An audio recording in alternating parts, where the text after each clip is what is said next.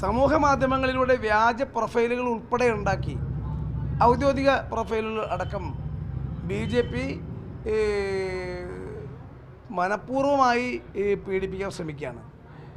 അവ പലതും ദുർവ്യാഖ്യാനങ്ങൾ ചെയ്ത് മുൻകാലങ്ങളിലെ ചില അഭിപ്രായങ്ങളൊക്കെ ദുർവ്യാഖ്യാനം ചെയ്ത് ആവശ്യമുള്ളത് മാത്രം ക്ലിപ്പിങ്സ് എടുത്ത് വ്യാപകമായി വേട്ടയാടാൻ ശ്രമിക്കുകയാണ്.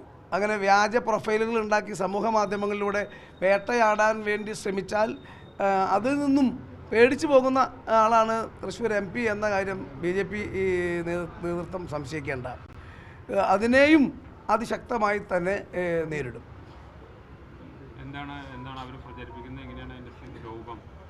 ഒന്ന്, ഞങ്ങളെ പ്രൊഫൈൽ പലതും പരിശോധിക്കുകയാണ്. അപ്പോൾ ആ പരിശോധിക്കുക പ്രൊഫൈൽ പലതും വ്യാജ പ്രൊഫൈലുകളാണ്.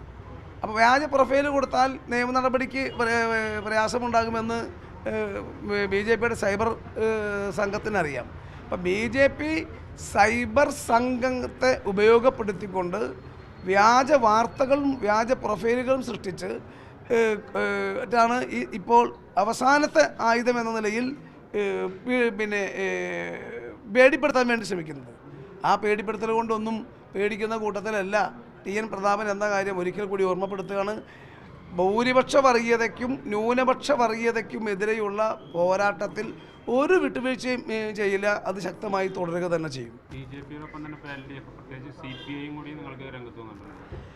ഇടതുപക്ഷ പ്രസ്ഥാനങ്ങൾ അങ്ങനെ അനാവശ്യമായിട്ടുള്ള വ്യക്തിഹത്യ നടത്തുന്നതായി എനിക്ക് തോന്നിയിട്ടില്ല.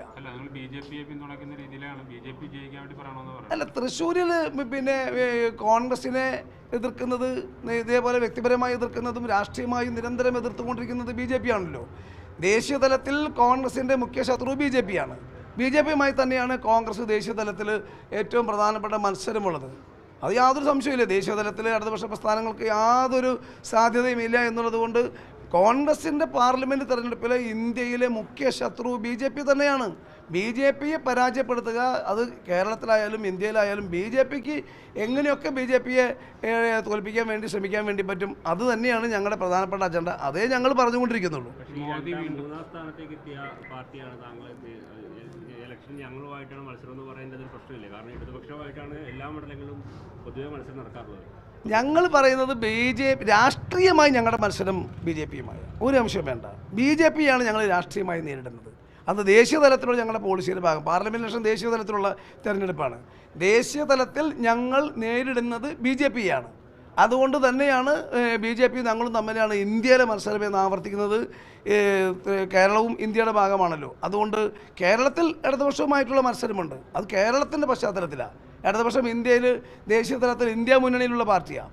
പക്ഷേ കേരളത്തിൽ മാത്രമാണ് ഇടതുപക്ഷവുമായി ഞങ്ങൾ മുഖാമുഖം മത്സരത്തിൽ ഏർപ്പെടുന്നത്. പക്ഷേ ഒരു ദേശീയ തെരഞ്ഞെടുപ്പ് എന്ന നിലയിൽ ഞങ്ങളുടെ ശത്രു BJPയാണ്. BJPയാണ് ഞങ്ങളുടെ ദേശീയ തലത്തിലെ മുഖ്യ ശത്രു. ഒരു സംശയവും വേണ്ട.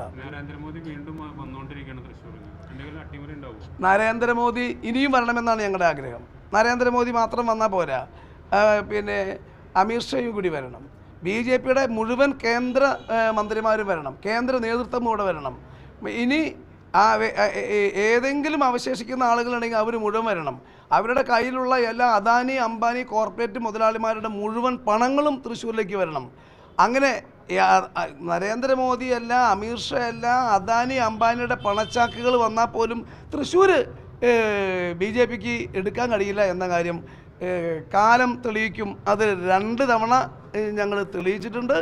ഇനിയും തൃശ്ശൂർ ജനങ്ങളത് കാലം തെളിയിക്കും. തൃശ്ശൂർ ഒരു സെക്കുലർ പ്രദേശമാണ്, സെക്കുലർ നിയോജക മണ്ഡലമാണ്. ഇവിടുത്തെ ആളുകൾ സെക്കുലറാണ്. സ്വന്തം മതത്തിൽ വിശ്വസിക്കുമ്പോഴും അന്യമതങ്ങളെ സ്നേഹിക്കുകയും ബഹുമാനിക്കുകയും ചെയ്യുന്നവർ തൃശ്ശൂർക്കാർ. ഇവിടെ വന്ന് മോദി, അമീർ ഷാ ഗുജറാത്ത് മോഡൽ രാഷ്ട്രീയം ആണ് പ്രയോഗിക്കാൻ വരുന്നതെങ്കിൽ ഞങ്ങളതിനെ അതിശക്തമായി സെക്കുലർ പ്ലാറ്റ്ഫോമിൽ നിന്നുകൊണ്ട് നേരിടും, എതിർക്കും, പരാജയപ്പെടുത്തും. പണം കൊണ്ടും വർഗീയ ഫാസിസം കൊണ്ടും തൃശ്ശൂരിലെ ജനങ്ങളെ കയ്യിലെടുക്കാമെന്ന്, വിലക്ക് വാങ്ങാമെന്നും കയ്യിലെടുക്കാമെന്നും ആരും ധരിക്കേണ്ട. തൃശ്ശൂരാണെന്ന കാര്യം മറക്കണ്ട.